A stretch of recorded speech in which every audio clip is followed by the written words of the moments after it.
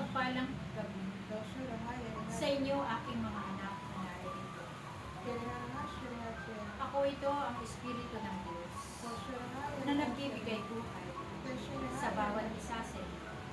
Ako ang Espiritu na nananahan sa inyong mga puso. Muli ako'y naririto sa tahanan na ito na pinabanal ng Ama. Ito ang tahanan na ipinagkatiwala sa bawat isa sa inyo. Nawa, pagsumikapan ninyong palagi na kayong lahat na tinawag at hinirang ng Diyos. Naway, makasunod kayo sa kanyang kalooban. Sapagkat ito ang nais ng Diyos na ang lahat ng kanyang hinirang sa kawan na ito ay makasama niya sa kanyang kaharian. Sapagkat nakatala ang inyong mga pangalan sa kanyang kaharian.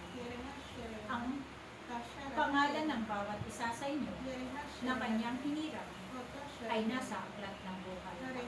Kaya nawa ang bawat isa sa inyo, naway manampalataya kayo at sundin ninyo ang mga utos ng Diyos.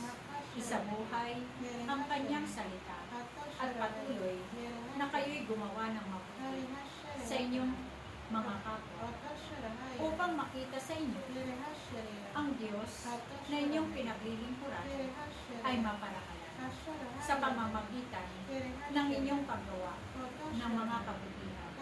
Kaya aking mga anak na narito, sumampalataya kayo, panaligan ninyo ang Diyos at pananampalataya ninyong lahat. Sapagkat ang Diyos na naririto na inyong pinaglilingkuran ay Diyos na buhay na walang imposible sa Kanya. Kaya nawa ang bawat isa sa inyo, pagsumikapan ninyong palagi na kayo ay pagharian ng Diyos at maging kalarawan kayo ng Diyos na inyong pinaglilingkuran.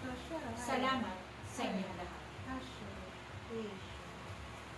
Ano ba yan?